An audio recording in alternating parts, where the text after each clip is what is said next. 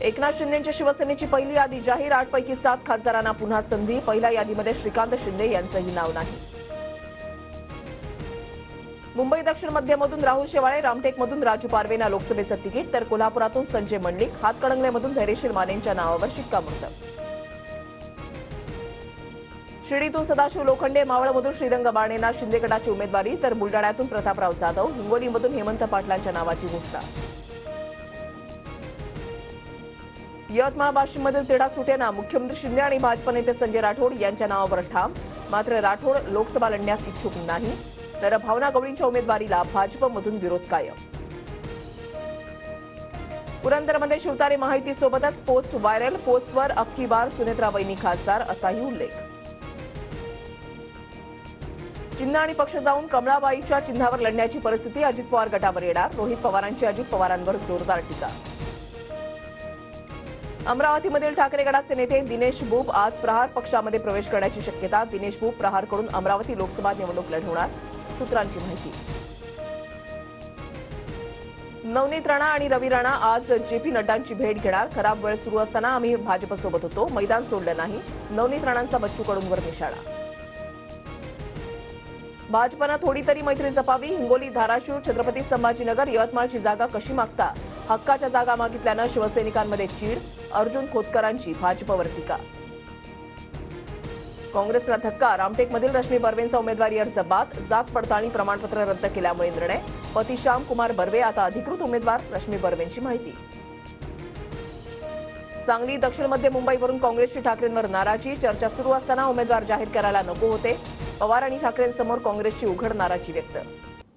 नमस्कार, मी रुशाली यादव सारंग. आता आपण पाहणार आहोत सुपरफास्ट 100 बातम्या. शिंदे गटाच्या 8 उमेदवारांची पहिली यादी जाहीर. पहिल्या यादीमध्ये 8 पैकी 7 विद्यमान खासदारांना पुन्हा संधी. मात्र मुख्यमंत्र्यांचे पुत्र श्रीकांत शिंदे यांचं पहिल्या यादीमध्ये नाव नाही. दक्षिण मध्य मुंबईतून राहुल शेवाळेंना पुन्हा संधी. ठाकरे गटाच्या अनिल देसाईंसोबत सामना होणार. तर उमेदवारी जाहीर झाल्यानंतर राहुल शेवाळेंनी घेतलं सिद्धिविनायकाचं दर्शन. कोल्हापुरातून संजय मंडलिकांना पुन्हा संधी. काँग्रेसच्या छत्रपती शाहू महाराज यांच्या विरोधात होणार लढत. शिर्डीतून सदाशिव लोखंडेंना संधी. ठाकरे गटाच्या भाऊसाहेब वागचौरेंसमोर होणार सामना. तर मावळमधून श्रीरंग बारणेंना उमेदवारी. ठाकरे गटाच्या संजोग वाघेनेशी लढत. रामटेकमधून राजू पारवेंना संधी. तर विद्यमान खासदार कृपाल तुमानेंचा पत्ता कट. हातकणंगलेमधून धैर्यशील मानेंना उमेदवारी. तर हिंगोलीमधून हेमंत पाटील यांना उमेदवारी. तर धैर्यशील मानेंनी शिंदेंचे आभार मानले. बुलडाण्यामधून प्रतापराव जाधवांची उमेदवारी जाहीर. मुख्यमंत्र्यांनी विश्वास दाखवला, त्याबद्दल आभार.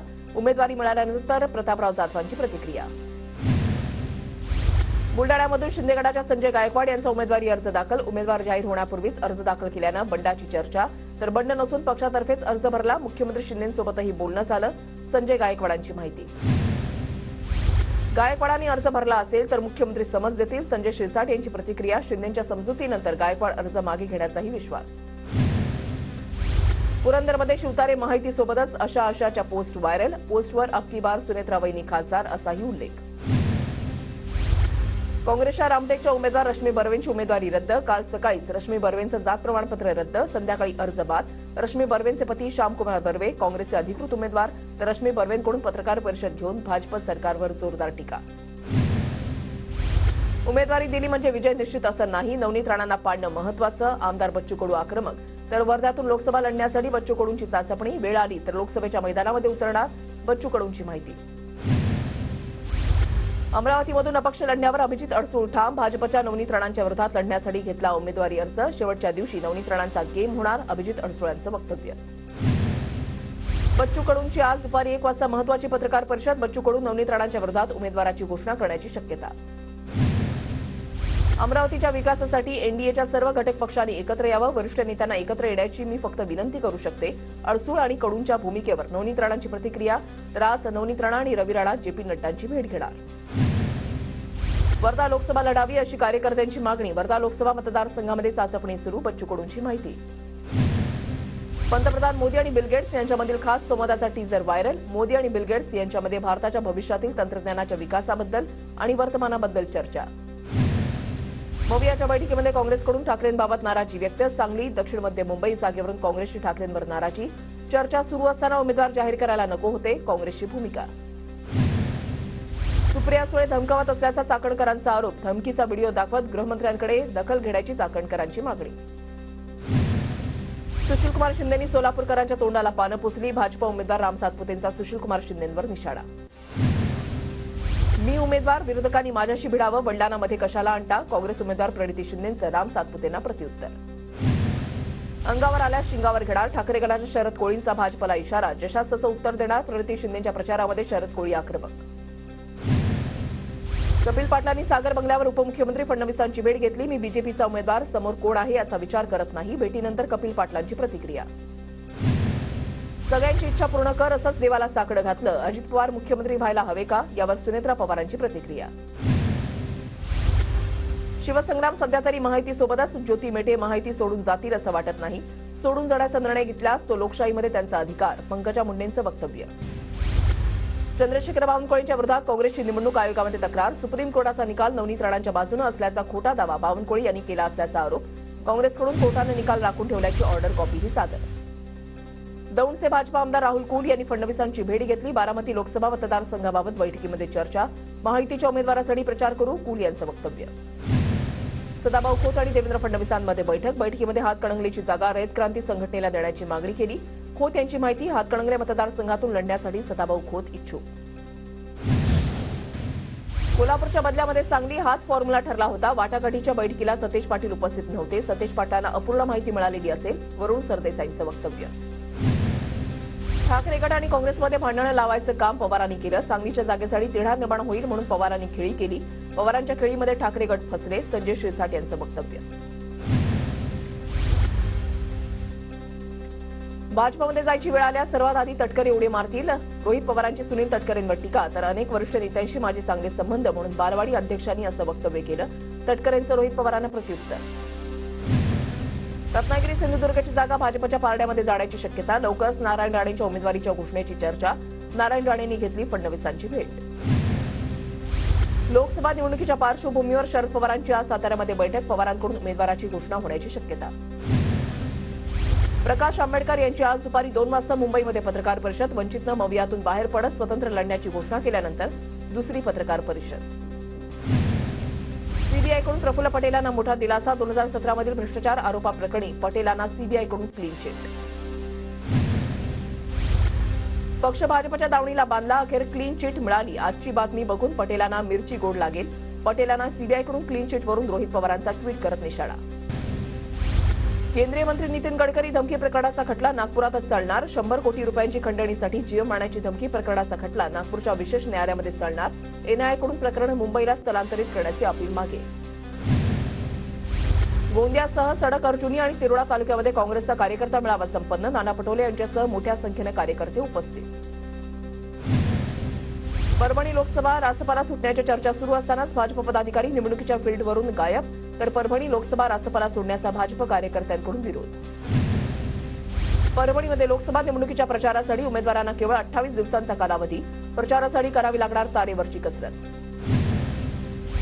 परभणी लोकसभेसाठी मनोज जरांगेंना उमेदवार देण्याची मागणी. परभणीमध्ये सकल मराठा समाजाच्या बैठकीमध्ये निर्णय. यवतमाळ वाशिम लोकसभा मतदारसंघामध्ये शिंदे गटाच्या उमेदवाराचा तिढा सुटेना. संजय राठोड लोकसभा लढण्यास फारसे इच्छुक नाहीत. तर भावना गवळींच्या उमेदवारीला भाजपमधून विरोध कायम. हिंगोलीमधील 24 काँग्रेस पदाधिकाऱ्यांचे राजीनामे. हिंगोलीची जागा ठाकरे गटाकडे गेल्यानं काँग्रेस पदाधिकारी नाराज. हिंगोलीची जागा ठाकरे गटाकडे गेल्यानं मवियामध्ये धुसफूस.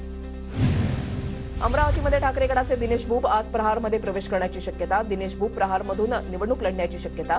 दिनेश बुब यांनी मवियातून उमेदवारी मागितली होती. मुंबईहून नाशिक शिर्डी पुणे मार्गावर धावणाऱ्या टॅक्सीच्या भाड्यामध्ये सुधारणा करण्यासाठीची मान्यता. नाशिकसाठी 100, शिर्डीसाठी 200 तर मुंबई पुण्यासाठी टॅक्सी करता 50 रुपये अधिक मोजावे लागतील. मुंबईत 1400 कोटींच्या सफाईचं कंत्राट प्रकरण निविदा प्रक्रिया सुरू ठेवण्यास मंजुरी. स्वच्छता अभियानाअंतर्गत देण्यात येणाऱ्या कंत्राटाला उच्च न्यायालयाचा हिरवा कंदील. दिल्ली मुंबई दरम्यान धावणाऱ्या राजधानी एक्सप्रेसला अतिरिक्त डबा. प्रवाशांची गर्दी पाहता अतिरिक्त वातानुकूलित तृतीय श्रेणी डबा जोडण्याचा निर्णय. महाराष्ट्र राज्य बाल हक्क संरक्षण आयोगाकडून शाळांसाठी वाहतूक सुरक्षा मार्गदर्शक तत्व जाहीर. शाळेच्या बसगाड्या, शालेय सहली दरम्यान विद्यार्थ्यांची सुरक्षितता तसंच शाळा व्यवस्थापनाची जबाबदारी आदींचा समावेश. नवी मुंबईच्या एपीएमसी मार्केटमध्ये 1000 टन आंब्याची आवक, गुढीपाडव्याच्या मुहूर्तापर्यंत 1 लाख पेठ्यांचा टप्पा पूर्ण करण्याची शक्यता. मुळा मुठा नदीकाठ संवर्धन योजनेच्या तिसऱ्या टप्प्याअंतर्गत 300 कोटींची कामं केली जाणार. मात्र पर्यावरणीय मंजुरी घेण्याची प्रक्रिया सुरू असतानाच पालिकेनं आचारसंहिता लागण्यापूर्वीच निविदा प्रक्रिया राबवल्यानं वादग्रस्त ठरण्याची शक्यता. पिंपरी चिंचवडच्या पवना नदी पात्रामध्ये भराव टाकणाऱ्यांना 1 लाखांचा दंड, तब्बल 9 वाहनं पकडून दंडात्मक कारवाई. परभणीच्या गंगाखेडमध्ये कर्णकर्कश आवाज करणाऱ्या सायलेन्सरवर पोलिसांची धडक कारवाई. सायलेन्सरवर रोड रोलर फिरवून करण्यात आले निकामी. गोंदियाच्या सावराटोलीमध्ये घरामध्ये लपून ठेवलेली पिस्तूल जप्त. या प्रकरणी सुमित आणि भूपेंद्र महानंदे या दोघा भावांना अटक. भाजप उमेदवार डॉ. हिना गावित यांच्यासाठी कार्यकर्त्यांनी बनवलं गाणं सोशल मीडियावर व्हायरल. गावित यांनी 10 वर्षांमध्ये केलेल्या विकास कामांवर गाणं. महाविकास आघाडीमध्ये सुसंवाद आहे, विसंवाद नाही. धुळ्यामधल्या महाविकास आघाडीच्या नेत्यांच्या प्रतिक्रिया. ठाकरे गटाचे गटनेते अजय चौधरींचे बंधू शिंदेंच्या शिवसेनेमध्ये, यशवंत जाधवांच्या उपस्थितीमध्ये संजय चौधरींचा पक्षप्रवेश. महाराष्ट्र राज्य मार्केटिंग फेडरेशनच्या व्हाईस चेअरमनपदी जळगावमधील भाजपचे रोहित निकम यांची बिनविरोध निवड. पहिल्यांदाच राज्य मार्केटिंग फेडरेशनवर भाजपला संधी. जळगावच्या पारधीमधील शिवजयंतीच्या मिरवणुकीमध्ये मंत्री गुलाबराव पाटलांनी ठेका धरला. राज्यभरात काल तिथीनुसार छत्रपती शिवाजी महाराजांची जयंती साजरी. जळगावमध्ये छत्रपती शिवाजी महाराजांच्या तिथीनुसार जयंतीनिमित्तानं शेकडो तरुणांना शिवचरित्राचं वाटप. माजी महापौर अश्विन सोनावणे यांच्या वतीनं कार्यक्रमाचं आयोजन. धुळ्यामध्ये ठाकरे गटाकडून तिथीप्रमाणे शिवजयंती साजरी. लोकनृत्यासह विविध कार्यक्रमांचं आयोजन. आज आणि उद्या दुय्यम निबंधक कार्यालय सुरू राहणार. 1 एप्रिलला कार्यालयामध्ये गर्दी होत असल्यानं महत्त्वाचा निर्णय. जळगावच्या समाजकार्य महाविद्यालयामध्ये वोट कर जळगाव कर मतदान जनजागृतीपर कार्यक्रम. उपस्थितांना देण्यात आली मतदान करण्याची शपथ.